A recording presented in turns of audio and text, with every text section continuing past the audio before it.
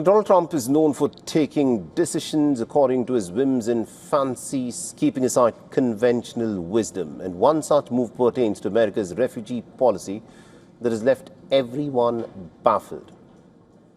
According to reports, the Trump administration will allow 10,000 more white South Africans into the United States in the current fiscal year, at a time when the refugee program remains cut off to people for almost every other country and nationality. Last year, he had restricted the number of refugees for the fiscal year 2026 to 7,500. Most of these slots were reserved for Afrikaners, a group of white South Africans descended mainly from Dutch settlers. It is worth noting that South Africa remains America's largest trading partner in Africa. Now, justifying its move, raising the refugee ceiling to 17,500, the U.S. State Department reportedly told the U.S. Congress that unforeseen developments in South Africa have created an emergency refugee situation. Previously, Trump had claimed that a genocide of the whites was taking place in South Africa, where white farmers were being brutally killed and their land was being confiscated. However, critics have slammed this claim. The South Afrikaners are just being used as pawns in this racist policy of the Trump administration. There is, of course, proven over and over again that there's no genocide against white Afrikaners in South Africa. The majority of white Afrikaners in South Africa are living a happy, happy life.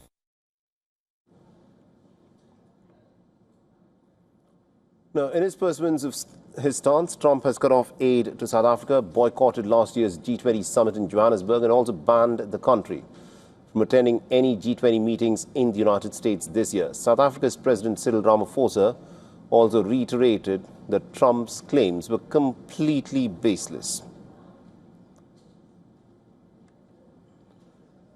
And WION's correspondent Calden Ongu has been tracking this report very closely for us and has sent us this report from Johannesburg in South Africa.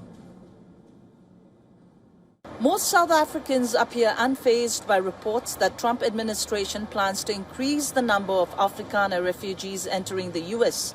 Critics in South Africa argue that the grass is not always greener on the other side, and reports suggest that several South Africans who arrived in the U.S. as refugees last year have since returned home. Prominent Afrikaner civil rights organizations such as AfriForum have declined the resettlement plan, largely adopting a thanks but no thanks stance. Experts in South Africa say there is no evidence that white people are being targeted because of their race, although farmers of all races remain victims of violent crime in the country, which continues to face high crime rates. This is Calden Ongu from Johannesburg, South Africa for WION The World is One. For all the latest news, download the WION app and subscribe to our YouTube channel.